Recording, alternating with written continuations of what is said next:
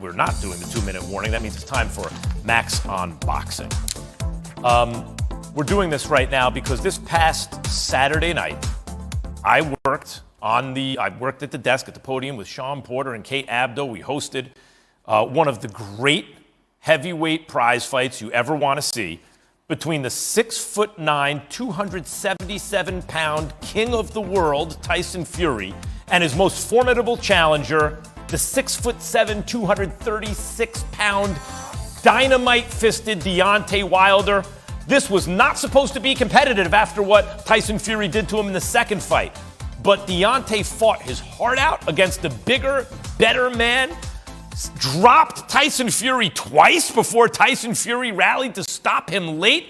And in all, in their 3 fights, there was a combined, I have to add this up now, there were 5 knockdowns in that fight, 7, 8, 9 knockdowns in 3 fights. It's unbelievable what these two guys just did to each other. You know, on a consistent basis, the NFL, the NBA gives you a better product than boxing. But when boxing is at its best, there's just nothing better, and that's what happened this last Saturday night. Congratulations to Tyson Fury and Deontay Wilder. You made a classic. Coming up, what tonight's game means for Lamar Jackson.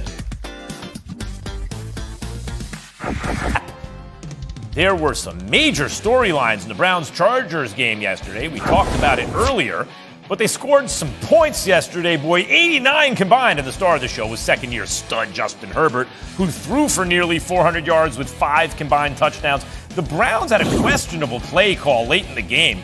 At 2:55 left in the fourth quarter, up 1, facing 3rd and 9 from their own 15, Cleveland decided to run the ball. They did not get the first down and, of course, had to punt. And then on the ensuing Chargers drive, after they got deep into the red zone, LA seemed content with draining the clock to get a field goal, except the Browns' defenders dragged Austin Eckler into the end zone on purpose to get the ball back with 90 seconds left.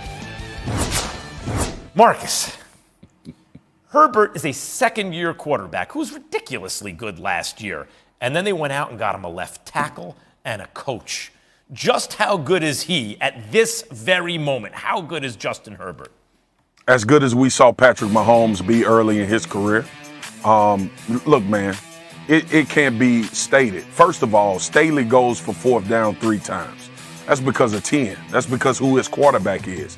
That type of confidence. And obviously having Mike Williams and Keenan Allen and Eckler and Jared Cook, who's balling out of his mind at tight end, making clutch plays, helps. But this guy is playing at a level like we started to see with Patrick Mahomes when we started going crazy, saying, uh-oh, it's a new person in town. There's a new guy, a new type of player, a new whatever we tagged to Patrick Mahomes at the beginning of his career. That's what we're seeing from Justin Herbert. He's answering, Max. He's answering in clutch moments. And that is why I talked about this earlier with Lamar Jackson. That's why I talk about this with quarterbacks in general. We all know when guys are good football players. They only ascend to great. They only ascend to MVP when the game is on the line, when you need a 2-minute drive at the end of half, when you need a game-winning drive. Can your guy make the play? How much confidence does that head coach have in his guy? And you heard Staley talk about it. He said when you have a superior talent, when you have a guy like Justin Herbert, you are confident that you can win every single game you play in.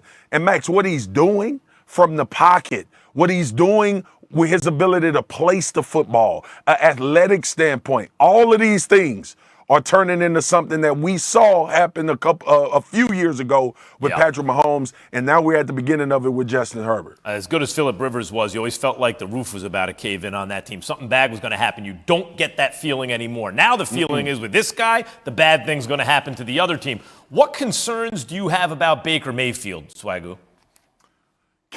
Max, you know the age-old narrative, right? The quarterback for the opposing team doesn't have to play against the quarterback on the other sideline. Right. Yes, you do. Right. You damn right you do. That's right. Because when Patrick Mahomes made a game-winning drive, Baker Mayfield threw an interception against the Kansas City Chiefs. When Justin Herbert made his touchdown drive, Baker Mayfield had a minute and some change left and wasn't able to move the ball downfield. Now, I don't know how much of that is on Stefanski, but this is going to be the Baker Mayfield conversation. Are the Cleveland Browns good enough to win a Super Bowl? I don't know, Max, but they damn sure are contenders. Are they good enough to beat really good teams in the AFC? Yes, sir, they are. When things are working out for them in the way they can run the football with Nick Chubb and Kareem Hunt. But when you need the game-winning drive, what I just said, Max, 2 minutes in the game, will Baker Mayfield be able to answer over these guys in the AFC? Yeah. Because as Mahomes we can see, the games are going to come down to that. And as of right now, he hasn't been able to. Mahomes, Josh Allen, Justin Herbert, Lamar Jackson. I'd take Joe Burrow. I'd take all those guys in that situation over Baker, and Baker's a good quarterback. Yeah. Those other guys are great or look like they potentially could be. Thank you, Swagoo. It doesn't get any easier for Baker and the Browns, by the way, as they host the undefeated Cardinals. Our Week 5 Monday Night Football matchup has the electrifying Lamar Jackson and the 3-1 Ravens hosting Carson Wentz and the Colts, 8 Eastern, 5 Pacific, on ESPN, ESPN Deportes, and the ESPN app. Our coverage begins with Monday Night Countdown at 6 Eastern, 3 Pacific. Time now for our weekly segment, Monday's Menu, with Tyler Fulgham, where Tyler gives his best bets from his kitchen while we envy his breakfast making abilities. So, Tyler, what was for breakfast today? What is this I'm looking at? You're looking at the ultimate breakfast sandwich with a little twist. I had some leftover ribeye that I just had to add to the classic bacon, egg, avocado, pickled chili, pickled onion, cilantro on there. Of course, Cholula hot sauce, my favorite brand. Looking for a plug, Cholula, if you got that. But just added the ribeye, so just made it extra meaty for what was a good weekend and hopefully a profitable week ahead. That looks excellent, but Tyler, there's no way you're scrunching that whole thing down without it dripping ever. You need a fork and a knife for that thing. You're just showing off with the sandwich. No. Yeah, right. Okay, look, Tyler, the Ravens are a 7-point favorite. I got a bib I wear. All right, well, exactly. It's where that one looks well worth it. They're a 7-point favorite. The Ravens are over the Colts today. How are you betting this one?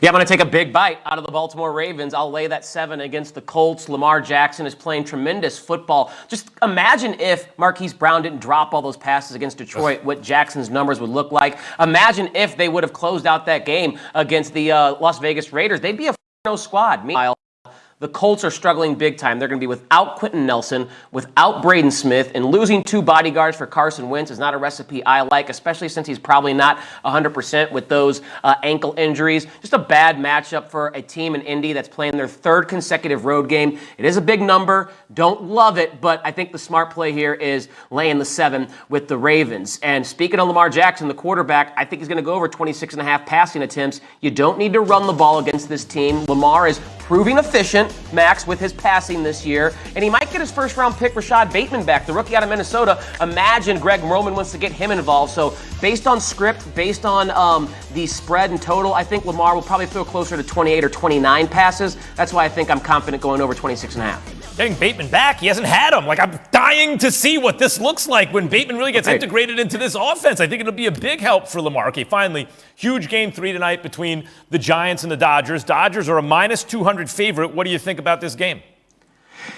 Yeah, I mean, Max, that price is as great as the Dodgers are. That price is too much against an opponent like the Giants, who are just as good. This is closer to a coin flip for me. So based on price alone, value, I'm going to wager on Alex Wood and the Giants money line plus 183. Again, the numbers there imply a 67% chance the Dodgers win if you're going to lay -203, and a 35% chance if you're going to take the plus 183 on the Giants. I think it's closer to 45-55 or 50-50. So even if the Dodgers win, I think the smart bet based on process is taking the value of the Giants in this game on the money line as big dogs.